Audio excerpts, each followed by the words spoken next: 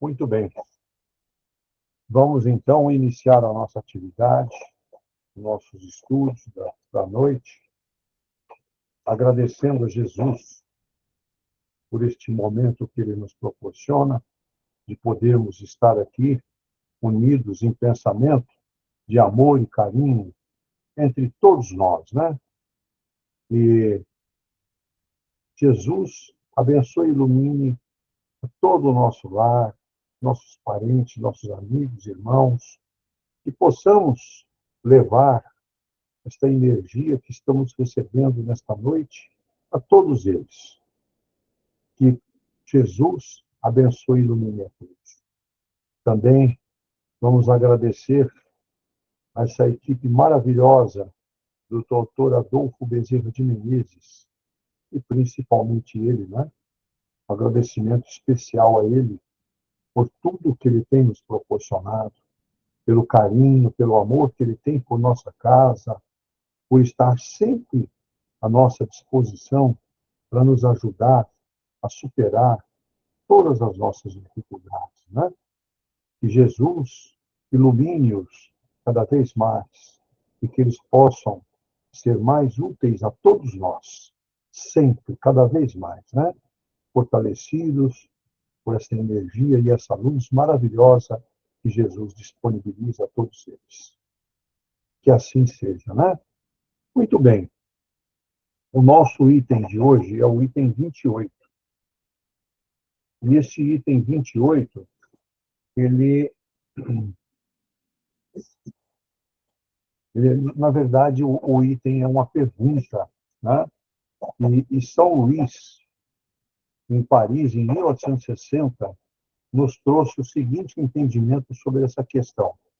Então, o item 28 do nosso capítulo 5 do Evangelho é assim, pergunta assim: um homem está agonizante, vítima de cruéis sofrimentos. Sabe-se que seu estado é desesperador. É permitido poupar-lhe alguns instantes de angústia, apresentando-lhe o fim? Então, São Luís nos escreve o seguinte: quem, pois, vos daria o direito de prejulgar os desígnios de Deus? Já uma pergunta bem forte, né? Quem, pois, vos daria o direito de prejulgar os desígnios de Deus? Não pode ele conduzir um homem à borda do fosso para daí o retirar, a fim de fazê-lo retornar a si mesmo e de o conduzir a outros pensamentos? Em qualquer extremo que esteja um moribundo, ninguém pode dizer com certeza que sua última hora chegou. A ciência jamais se enganou em suas previsões.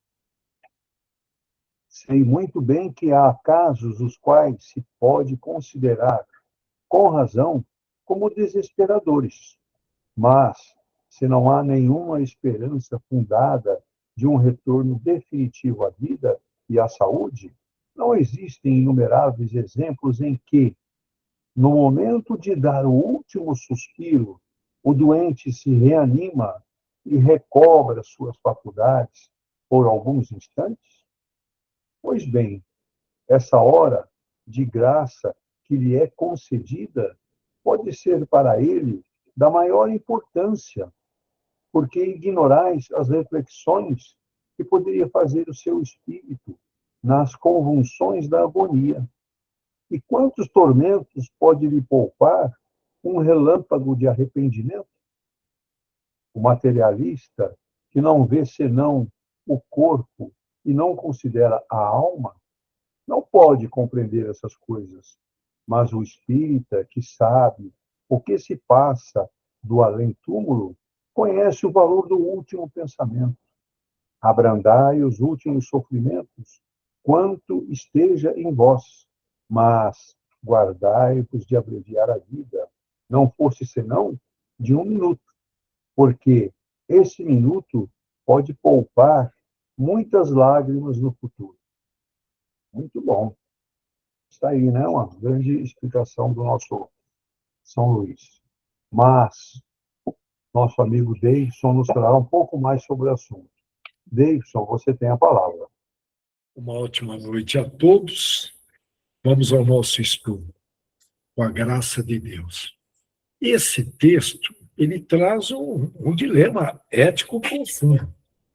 O sofrimento extremo diante da morte e a questão de apressar o fim. Olha o detalhe, apressar. Quando vem a palavrinha apressar, a gente sabe que é um excesso. Todo excesso é veneno. Então, a questão de apressar o fim. Hoje, todo mundo muito apressado nas estradas, nas ruas. É incrível, aqui nós estamos na cidade de Bauru, você para na avenida, jovens e até idosos passam numa alta velocidade, todo mundo apressadinho. Ou seja, a eutanásia. Nós estamos falando aqui, apressar o fim, acelerar a morte, é eutanásia. Isso em contraposta, não podemos dizer melhor, em relação à incerteza humana. Nós não temos certeza. E até a soberania de poder decidir. Portanto, a eutanásia é um ato intencional, traduzindo ao pé da letra, de antecipar a morte. Eutanásia, repetindo, de antecipar a morte. Está lá nos 10 mandamentos. Tudo bem? Olha, antecipar a morte. Quem somos nós? Mas, enfim, é um ato intencional, tem uma intenção de antecipar a morte de um paciente com uma determinada doença incurável ou terminal, enfim, para cessar o sofrimento constante. Olha aí a compaixão, entre aspas. E muitas vezes, a eutanásia é chamada de boa morte. Você vê que o ser humano vai arrumando termos para amenizar, né? Boa morte. Interessante. E aí envolve a ação direta de um profissional, no caso aí o médico, que administra uma substância letal a pedido do paciente. O paciente que pede. Agora, vamos lá traduzindo. Boa morte, ou eles têm o hábito de chamar morte sem sofrimento. Portanto, abreviar o sofrimento.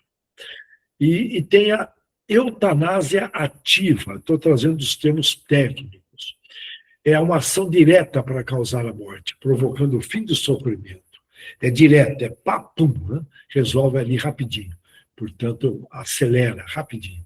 Tem eutanásia passiva, olha, tudo bem, olha, nós falamos da eutanásia ativa, a eutanásia passiva, que é tirar os medicamentos, que é omitir os tratamentos, medicamentos, que prolongaria a vida daquele camarada que está com os dias contados.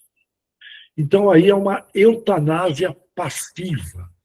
E tem a eutanásia voluntária, que é realizada a pedido do paciente. Tá? É chamada de eutanásia voluntária, ele que pede. É lógico que nós vamos falar já da parte jurídica, alguns países aceitam, outros não. Mas vamos lá, vamos fazer uma... Nós já vimos a visão espírita, conforme foi lido pelo nosso amigo Dankmar.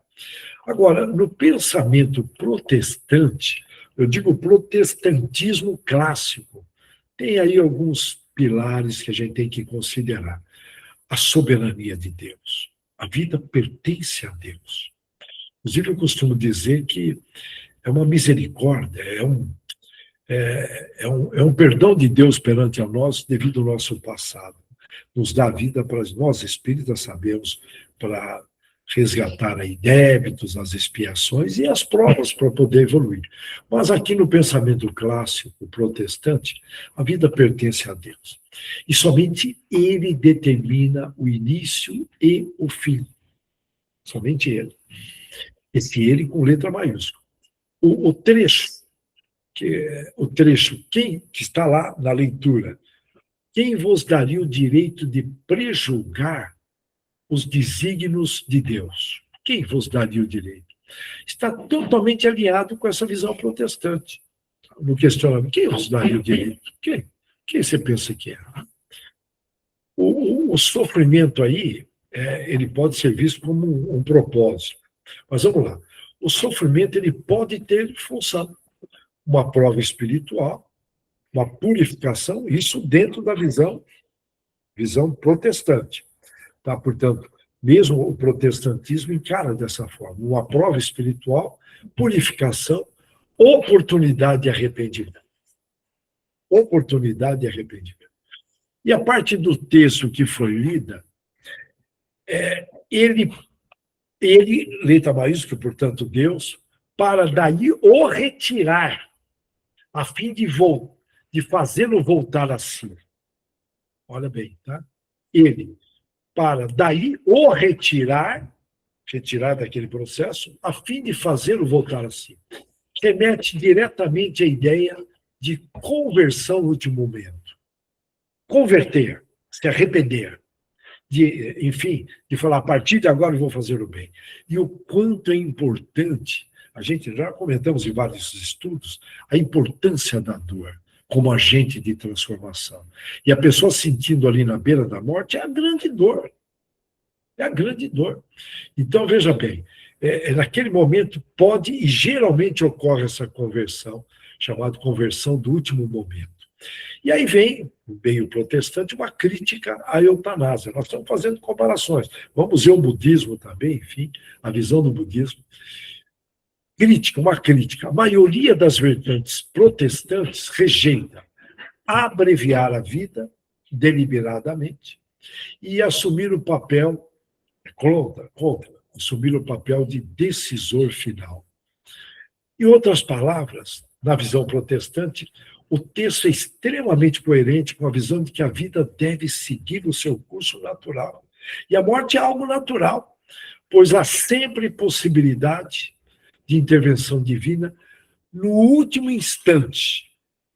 No último instante. Então, é uma visão que está batendo com o espiritismo. Já na visão budismo, é considerado o sofrimento como uma realidade inevitável.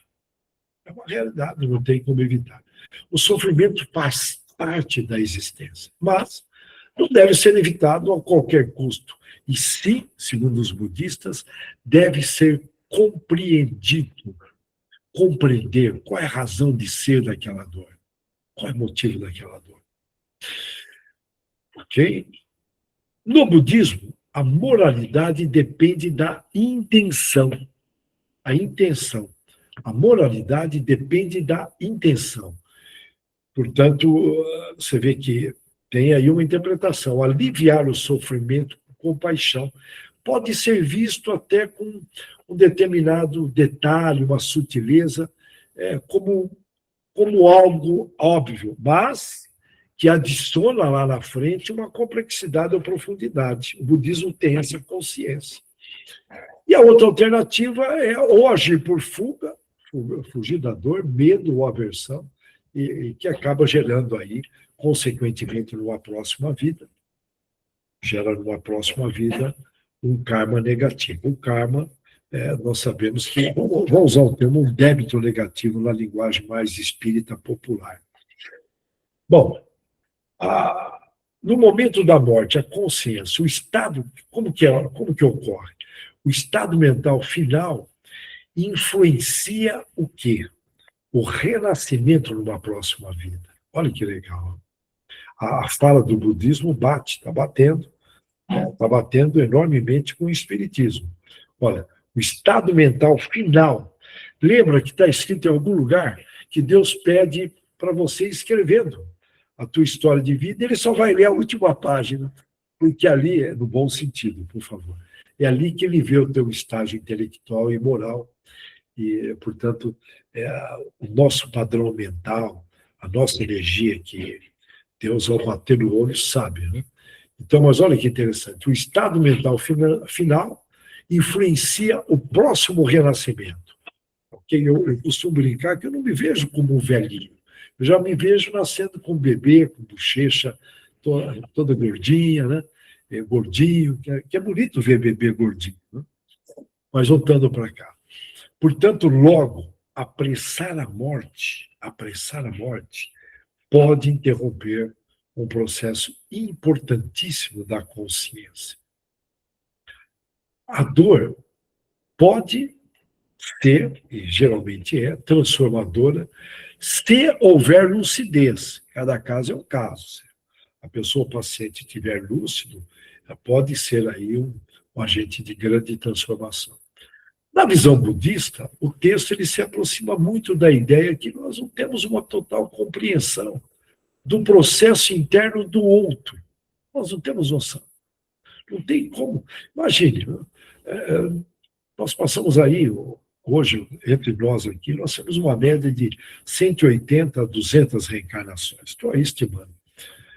Não tem como a gente compreender o processo interno, como a pessoa encara. Eu lembro que eu passei numa situação que eu fiquei desacordado, e ali eu recebi um apoio tão grande da espiritualidade que veio uma coragem que não era minha. Eu achei interessante. Eu não sou toda essa coragem. O nosso amigo Dankmar estava me levando lá para a Unimed, juntamente com o André, há um bom tempo atrás. Né?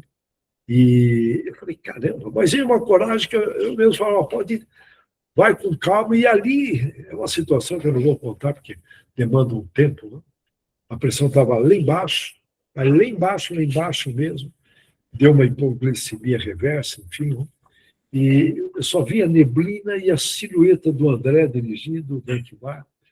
E foi uma experiência tanto. E ali eu senti uma coragem que não era minha. Eu me conheço. Eu, naquela situação, era para estar ali, né, balançando, mas veio uma coragem do Espírito. Vamos usar o termo, tomara a Deus, né, do Espírito Santo, enfim. Eu falo Espírito Santo, algum espírito elevado me deu uma cobertura, me sustentou. Bom, estou só recordando que me fez lembrar nessa altura aqui do nosso estudo. Agora, na ótica da psicologia positiva, está aí vindo uma forte tendência, você vê que a ciência está evoluindo, né? É uma psicologia que fala, mas peraí, a psicologia tradicional só fica trazendo trabalho da negatividade, ansiedade, depressão, TDAH, não sei o quê, e só trabalho, milhares de trabalhos nesse sentido, ninguém fazia nenhum trabalho sobre alegria, sobre prosperidade, sobre positividade. E foi uma lucidez de alguns pesquisadores, entre eles o Martin Seligman, lá da Universidade da Pensilvânia. Portanto, eu sempre gosto de dar uma olhadinha como é que está a ciência, considerando que o Allan Kardec sempre fala, na dúvida em alguma questão, busque na ciência.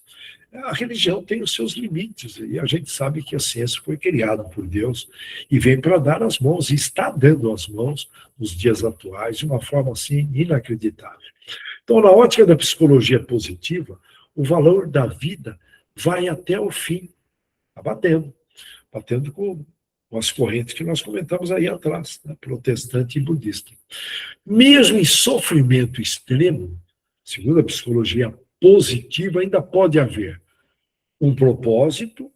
Lembra do Viktor Frankl, aquele camarada que ficou preso lá no campo de concentração, gosto de lembrar dele, que ele falava, quando se tem um propósito, temos que ter propósito, enfim, dá para viajar aí, mas eu vou me segurar. Então, olha, mesmo num sofrimento extremo, ainda pode haver sentido, propósito, reconciliação, conexão emocional. Eu estava num hospital estadual, eu vi uma cena, inclusive esse hospital estadual de Bauru, nós temos que tirar o chapéu, elogiar demais. Eu estava num quarto com um amigo e tinha mais 2 pessoas nesse quarto, eu fui visitar esse amigo, e estava um senhor, como eu estava lá conversando com ele, chegaram 2 pessoas com jeitinho de psicólogos e convenceram esse senhor para receber o sobrinho, que estava lá do lado de fora. Eu não sei quem que ia pedir perdão, porque não deu para acompanhar, mas eu vi ali, o pessoal levou uns 20 minutos para sensibilizar esse senhor na questão de perdão, eu pegar, porque eu estava dando atenção para o meu amigo, era chato, né? Mas eu vi ali, sensibilizaram ele, e de repente vem essas 2 pessoas descem e voltam em 4 pessoas do hospital, junto com o sobrinho. Foi um negócio tão emocionante ali, tudo levando a crer que esse senhor, podemos dizer aí, que ele já estava num estado ali terminal. E ali ocorreu uma cena muito bonita. Né? E aí fica a minha admiração pela estrutura do hospital estadual, porque eu nunca vi. Eu acho que desculpa, não vou citar os outros hospitais aí particulares, não tem nenhuma estrutura ali de 4 pessoas dando uma atenção com calor humano, mas ali ocorreu tudo isso que nós estamos falando aqui, a importância do momento final. Muito, muito interessante. Aquela cena de perdão é a coisa mais linda que tem. Como é bonito assistir um perdão de uma situação familiar. Então, olha, mesmo em sofrimento extremo, ainda pode haver um propósito, pode haver uma reconciliação, uma conexão emocional. Olha que interessante, né? A ciência, também vem a pergunta, está lá, né? Não se terá enganado nunca, está no texto, né? A ciência não se terá enganado nunca. Lógico, a ciência está evoluindo. Estamos num estágio altíssimo, eu nunca vi. Hoje, robôs fazem cirurgias à distância, enfim, a nível de medicina, inteligência artificial vindo aí, e outras robôs atuando em várias áreas, enfim. Mas ela comete seus enganos, a evolução, tudo está evoluindo. Isso toca num ponto importante, que as previsões médicas não são absolutas. O desespero pode levar a decisões precipitadas. O desespero é um excesso, é um desequilíbrio. Você tomar uma decisão, não é verdade? Portanto, é um excesso. Tá? Então, tem que tomar cuidado com o excesso. O que eu tenho de excesso em minha vida? Emocionalmente, o que tem de excesso? Né? Então, e pode levar aí a decisões precipitadas. Eu vou trazer um caso aqui do Rockefeller, o pai do Fabílio, o que deu origem a esses bilionários Rockefeller.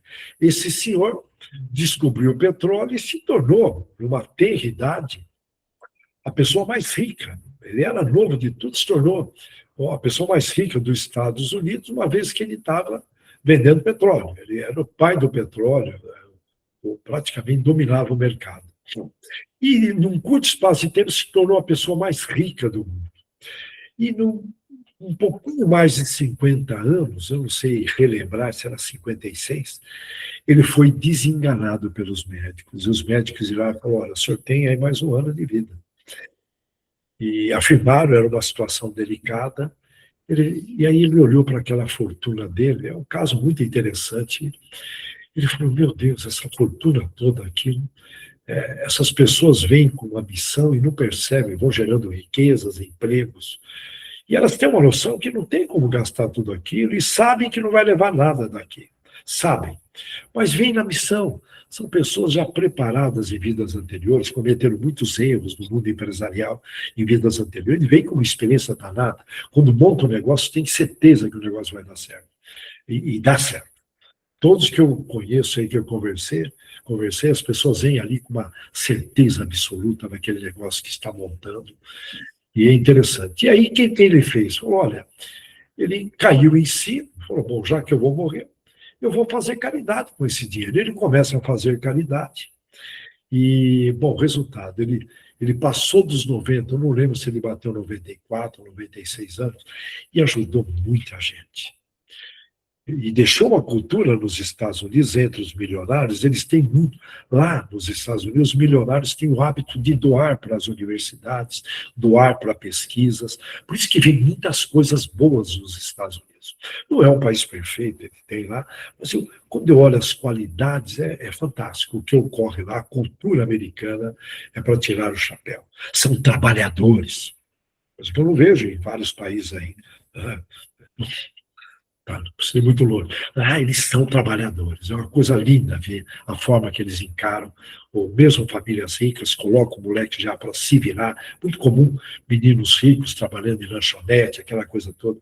Então, é um país que faz muitas doações, não só lá internamente, ajuda muito a África, tem muitas coisas aí que a gente não fica sabendo. O que a mão direita faz, a esquerda não precisa ficar sabendo. Então, eu conheço, eu vejo, eu dou uma pesquisadinha, uma coisa bonita, uma cultura.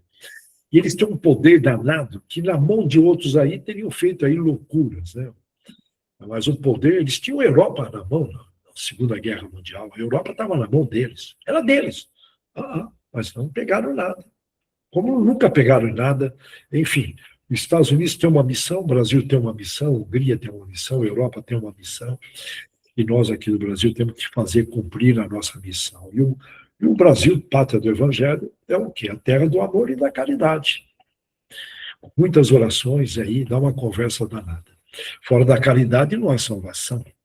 E o Rockefeller deu um exemplo de caridade. E, portanto, a aproximação da morte provocou uma mudança enorme nele. Fantástico. E aí vamos. Portanto, a cura está na caridade. Ele provocou uma autocura. Ou pode ter sido um desengano dos médicos. Eu não acredito que era um negócio ali que não tinha saída, não tinha medicina para tal. E a gente vê no Chico, em livros, materiais do Chico Xavier, que os irmãos vêm para levar você para outra dimensão, ver que você está trabalhando na caridade. O que eles fazem? Pô, não tem. Vamos deixar ele aí, porque ele está sendo útil. Agora, os inúteis, tira eles aqui, tira esse. Eu falo inúteis com bom respeito. Né? Mas, em resumo, é didático isso que eu estou fazendo. A caridade cura. A caridade está, podemos dizer aí, pegando a frase do Allan Kardec, fora da caridade não há salvação. Portanto, repetindo, a cura está na caridade, a nossa cura está na caridade. Allan Kardec falou isso, mas muitas vezes, mesmo nós espíritas, a gente fala, eu vou fazer isso. Mas pode fazer muito mais. Mas vamos voltar aqui. Na questão da dignidade. A qualidade de vida. Quando eu falo na questão da dignidade e qualidade de vida, fica melhor, a psicologia positiva moderna, ela também considera no sofrimento intolerável, que não dá para tolerar aquele sofrimento pesado, deve-se respeitar a autonomia do indivíduo. Mas tem que considerar aí que o indivíduo que está nessa situação, ele está com o emocional abalado, ele não pensa direito. Então, com o maior respeito, o Espiritismo discorda dessa questão. Aqui no Brasil, juridicamente, a gente discorda também, tá? Respeitar a autonomia do indivíduo. Não, aqui no Brasil não tem. Bom, nós vamos falar já. Eu preciso só ficar de olho aqui no nosso horário. O texto, esse texto que foi lido, ele é válido ao alertar contra decisões precipitadas. Mas a psicologia positiva, ela abre espaço para discutir a dignidade no fim da vida. Algo que o texto espírita, ou melhor, espiritismo, não contempla mesmo isso.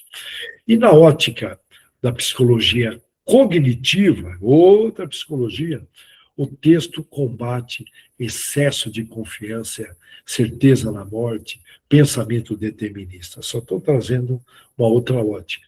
Por outro lado, o texto também pode conter na psicologia cognitiva, diferente da positiva. Fala muito em viés de possibilidade remota, tipo, o cara é enviesado, que pode haver reversão no quadro médico, mesmo quando está ali estatisticamente improvável que ocorra. Então, ela questiona isso. Ela é bem racional, a cognitiva. E ela sugere equilibrar a evidência. Olha que interessante. Aí é um ponto de equilíbrio. A psicologia é ciência, não é religião. A psicologia é cognitiva. Ela sugere equilibrar a evidência médica, valores do paciente, valores que ele considera, inclusive religiosos, qualidade de vida e autonomia do paciente. Portanto, o Espiritismo é contra alguns pontos aí que foram ditos, e a gente sabe muito bem deles. Portanto, na visão da psicologia cognitiva, o texto é útil para evitar decisões precipitadas, apenas isso. E há um ponto de convergência importante nessas 4 visões. Humildade diante da limitação humana, se a gente parar para observar, tem um toque de humildade. Todas as abordagens, protestante, budista, espírita, nós já tivemos uma leitura do Dankmar. Mas, olha, tanto na visão protestante, da visão budista, da psicologia positiva e da psicologia cognitiva, todas essas abordagens, de formas diferentes, reconhecem, tem um ponto em comum. Temos controle, desculpa, não temos controle, eu estava na visão da psicologia cognitiva, não temos controle total, nós não temos. E não temos conhecimento absoluto, portanto é de Deus. Você vê que, de alguma forma, passa isso nas entrelinhas, cada uma delas. Ok? Portanto, ó, protestantismo, um resumo, vontade de Deus. Budismo, consciência e karma, tá? Uma expiação, podemos usar esse termo. Psicologia positiva, propósito e dignidade. Psicologia cognitiva, tem que buscar evidências mais a racionalidade. Só para fazer um comparativo das correntes. Mas o texto é essencialmente um alerta contra a arrogância humana ao decidir sobre a vida e a morte. Parar para pensar. O texto é essencialmente um alerta. Mas peraí, que arrogância é essa? Quem vocês pensam que são? Mas tem algo ali provocativo, uma tensão inevitável ali, entre preservar a vida a qualquer custo e respeitar o sofrimento e a autonomia humana, que não é fácil. Por isso que eu respeito aí alguns profissionais da área médica, não é fácil. Tem que ter vocação, não é fácil.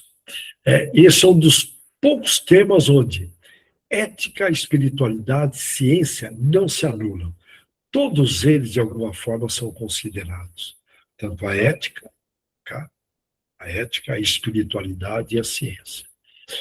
Na visão espírita, o tempo é de Deus. Foi criado por Deus. Tanto na visão espírita, ela, na minha opinião, bom, nós somos espíritas, já ia defender, não tem sentido. Né? Portanto, a situação da eutanásia, provocar a morte na legislação brasileira, é ilegal. Só vou dar uma olhada aqui no horário, estamos bem. Portanto, é ilegal provocar a morte. Ela se enquadra e regra como homicídio do Código Penal. Hein? Mesmo com consentimento do paciente, provocar a morte diretamente é um crime. Mesmo com consentimento do paciente. Aqui no Brasil. Graças a Deus. Portanto, pátria do Evangelho. Me preocupa o que está acontecendo, graças a Deus isso deve mudar. Vocês acreditam que tiraram a baliza da autoescola? Hoje qualquer um tira a carta. Você vai com o seu próprio... Eu não sei o que está acontecendo. Enfim, portanto, nós temos que orar para não mexerem nisso. Não mexerem nisso, não mexer aí as questões aí de aborto, que é complicadíssimo, não sei em que pé que está, mas nós temos que orar para não mudar essa situação do Brasil. Tem gente que tem propensão. Opa, eu tenho visto cada coisa aqui absurda. Não podemos perder essa capacidade de se indignar. Tirar a baliza da autoescola, não precisa fazer nada mais, não. Eu estou aqui pegando um exemplo que não tem nada a ver com o nosso texto, mas me preocupa. Por isso, nós temos que orar para o Brasil muito mais. É esse o propósito de eu estar falando isso. Pátria do Evangelho, temos que orar, a pressão é grande, tem muitos irmãozinhos despreparados, que estão na mão desses irmãozinhos aí, infelizmente, que não são do bem no plano espiritual, estão na mão, é visível, é só prestar atenção no olhar em tudo. Bom, e tem o suicídio assistido. Aqui no Brasil também é proibido. Enquadrado como instigar ou auxiliar o suicídio, portanto, tem aí, está no Código Penal. E aqui está o ponto-chave no Brasil. Né? Aí tem a ortotanásia, que aqui no Brasil é permitida. É permitir que a morte ocorra naturalmente, sem prolongamento artificial. É chamado de ortotanásia. Ortotanásia, guardem bem. É permitir que a morte ocorra naturalmente, sem prolongamento, sem porque existem técnicas para provocar o prolongamento artificial. Portanto, tem esse ponto aqui no Brasil. E ela é respaldada por normas médicas. Então, se tem medicina para prolongar, aí dá um questionamento enorme. É um ponto aí, na minha opinião, e como espírita, se pode prolongar, se tem ciência para prolongar, na minha opinião, deveria prolongar. Opinião como espírita. E o Conselho Federal de Medicina é o órgão que autoriza o médico a limitar ou suspender tratamentos que prolonguem a vida.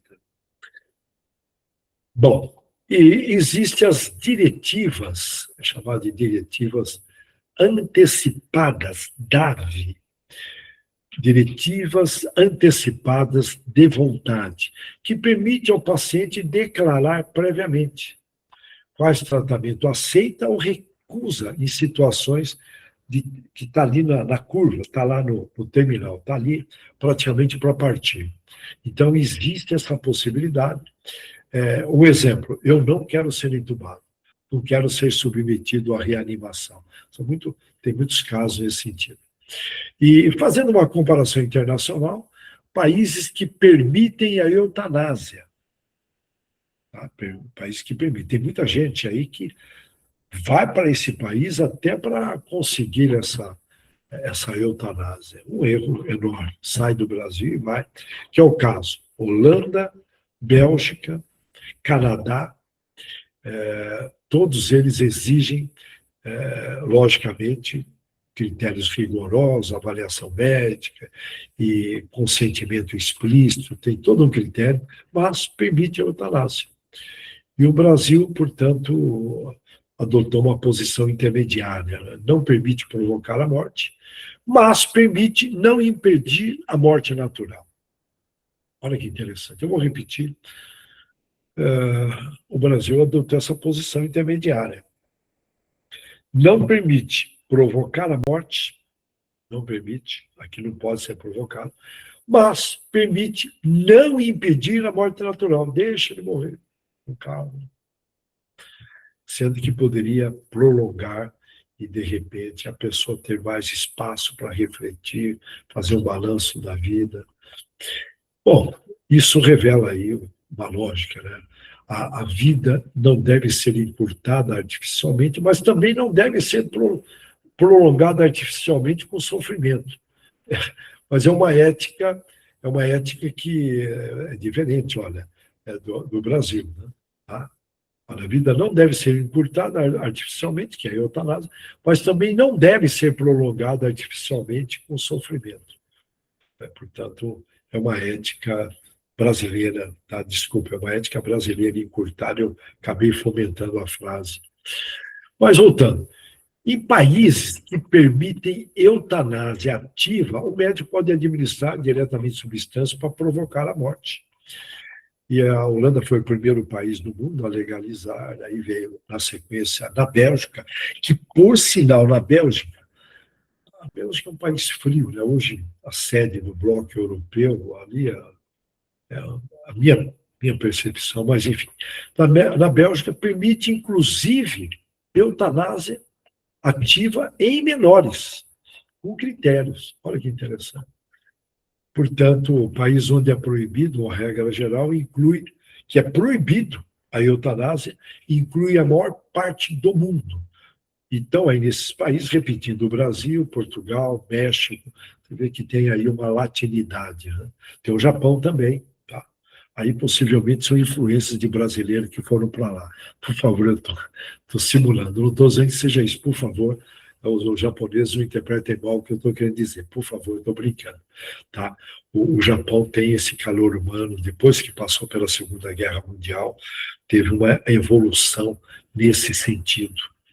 Tá, mas eu percebo nos países latinos tem uma tendência de proibir a eutanásia, e o Japão fez uma evolução enorme, está de parabéns, não só tecnológica, que eu admiro pra caramba, mas nesse sentido. Quando eu percebi que no Japão também proibia, eu falei, opa, né? É um país que vem da época dos samurais, enfim, antes da Segunda Guerra Mundial. Vai ser uma mudança muito grande no Japão em vários aspectos. Você vê que foi uma dor tão grande, né? Aquelas duas bombas que não haveria necessidade, mas dá um debate enorme. Mas está aí, portanto, com o maior respeito, hein? Eu estou falando tudo isso, são visões minhas, apenas opiniões minhas.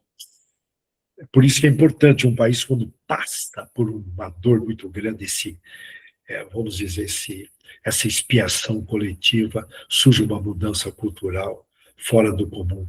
A ética lá no Japão hoje, eu estou aqui voltando para o Japão, um amigo meu, ele pegou o metrô e viram que esqueceram uma bolsa. Ele voltou no metrô, a bolsa estava lá ainda. Ninguém mexeu.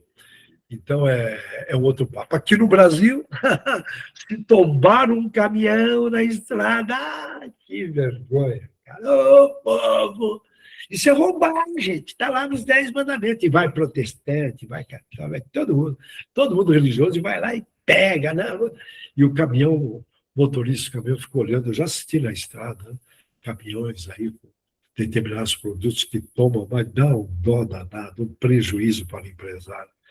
É uma coisa fora do comum, fazendo comparações. Mas, olha, vamos lá, vamos voltar para cá. Nós temos poucos minutos. Eu queria aqui, olha, só uma pequena preocupação. O impacto psicológico nos profissionais, enfermeiros, médicos, que estão ali, na eutanásia, ou mesmo num suicídio assistido. Porque, veja bem, ele assiste aquilo. É algo profundo. E é aquele acumulativo. A pessoa está lá na UTI, acaba assistindo em país, eu fico imaginando. E, portanto, para pensar, o profissional de saúde, eles são formados sobre um princípio central, preservar a vida. Quando participam de processos que envolvem a morte, surge um conflito interno. E aí ele reflete, estou aliviando o sofrimento dessa pessoa ou estou contribuindo para a morte? Isso gera é chamado de sofrimento moral, isso em termos aí da psicologia. Uma sensação de estar indo contra os valores pessoais ou profissionais. Imagine nós como espíritas, sabendo aí que tem ação e reação, e de repente cometer um erro. Não é para qualquer um ser médico. Eu falo por mim, eu não sei se eu tenho condições psicológicas. E aí tem efeitos, tipo, a pessoa começa a ficar muito fria, racional, uma culpa silenciosa. Será que eu poderia ter feito algo? Será que eu errei no protocolo, que tem todo um procedimento? Meu Deus, né? Essa culpa, essa responsabilização interna. Será que fiz tudo certo? Poderia ter evitado? Isso acontece. Enfim, não é fácil. Então, eu deixo aqui minha homenagem a esses profissionais no mundo todo, onde é permitido, onde não é permitido. Eu fico imaginando. Mesmo, enfim, e dá, por outro lado, a felicidade quando você consegue salvar alguém. Mas fica aqui a nossa homenagem aos médicos, enfermeiros que atuam, de alguma forma, nos hospitais. Portanto, a nossa homenagem aqui. E que Deus abençoe e que tenhamos uma extraordinária semana com muitas reflexões, que assim seja, e muitas práticas, deixando o recado a importância de praticar a caridade, de orar para o Brasil, para manter, pelo menos, graças a Deus, essa lei pode vir aí. Não estou levantando as hipóteses, é que eu tenho assistido, então eu peço desculpas, quero traduzir isso de uma forma otimista.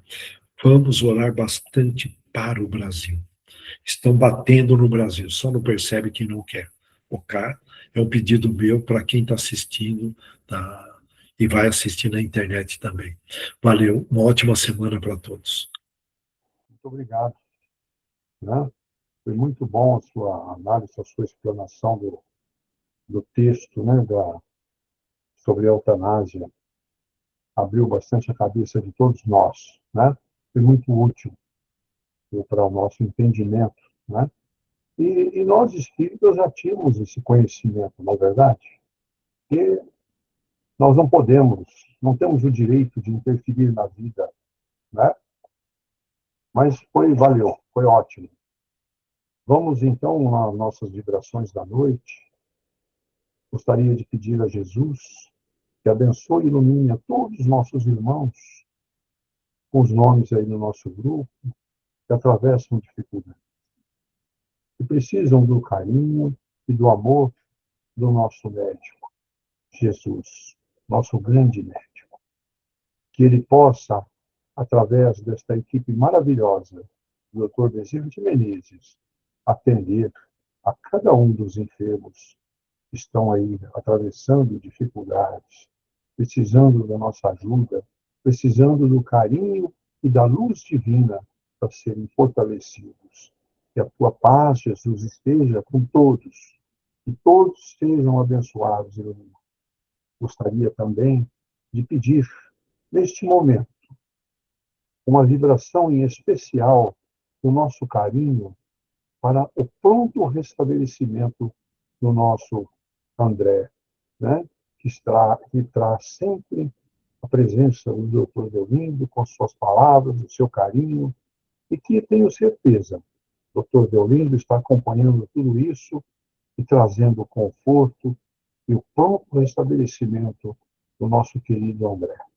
E vamos orar e meditar em favor desse restabelecimento do nosso querido André. Muito bem. Vamos agradecer também a Jesus por todo o ensinamento que ele nos trouxe hoje, todo este carinho que ele nos deu e apresentou, que possamos tirar bons proveitos desses estudos que temos feito, né? Que nos traga conhecimento e nossa elevação espiritual, que possamos ser abençoados e iluminados por nosso Mestre Jesus no nosso dia a dia, que possamos trilhar caminhos de realizações e de felicidade, né? E como estudamos na nossa lição de ontem, né? Com paciência, né? Com paciência em todos os momentos de dificuldades, né? Que a gente possa discernir os nossos caminhos da melhor forma, com raciocínio correto, com meditação, com orações, que a gente possa trilhar caminhos de grandes realizações. Que Jesus nos abençoe e nos ilumine neste dia, e que possa conceder aos nossos lares o nosso fortalecimento, a luz divina iluminando e fortalecendo as nossas caminhadas. E assim, Jesus, agradecidos por este momento, nós vamos orar a prece de Cáritas, prece de Cáritas, que tanta força e tanta energia coloca em nossos corações. Prestemos atenção em cada palavra desta oração, que é uma súplica a Jesus para o conforto de todos nós. Que Jesus, o nosso Mestre, nos abençoe neste momento desta maravilhosa oração. Oração que foi nos trazida numa véspera de Natal por Santa Irene. E assim, hoje a prece será realizada pelo Gilberto. Gilberto, por favor, se tem a palavra. Deus, nosso Pai, que sois todo poder e bondade, dai força àqueles que passam pela provação, dai luz àqueles que procuram a verdade, e ponde no coração do homem a compaixão e a caridade. Deus, dai ao viajante a estrela guia, ao aflito a consolação, ao doente o repouso. Pai, dai ao culpado o arrependimento, ao espírito a verdade, à criança o guia, ao órfão o pai. Que a vossa bondade se estenda sobre tudo que criastes. Piedade, Senhor, para aqueles que não vos conhecem, e esperança para aqueles que sofrem. Que a vossa bondade permita aos Espíritos Consoladores derramarem por toda parte a paz, a esperança e a fé. Deus, um raio, uma faísca do vosso divino amor pode abrasar a terra. Deixai-nos beber na fonte dessa bondade fecunda e infinita, e todas as lágrimas secarão, todas as dores acalmar-se-ão. Um só coração, um só pensamento subirá até vós, como um grito de reconhecimento e de amor. Como Moisés sobre a montanha, nós o esperamos com os braços abertos. Ó bondade, ó poder, ó beleza, ó perfeição, queremos de alguma sorte merecer vossa misericórdia. Deus, dai-nos a força no progresso de subir até vós, dai-nos a caridade pura, dai-nos a fé e a razão. Dai-nos a simplicidade que fará de nossas almas o espelho onde refletirá um dia a vossa santíssima imagem. Que assim seja. Muito bom. Jesus esteja conosco nessa noite, nos reconfortando, trazendo a nossa paz, o nosso fortalecimento e todo o seu amor em nossos corações. Que assim seja. Uma boa noite a todos.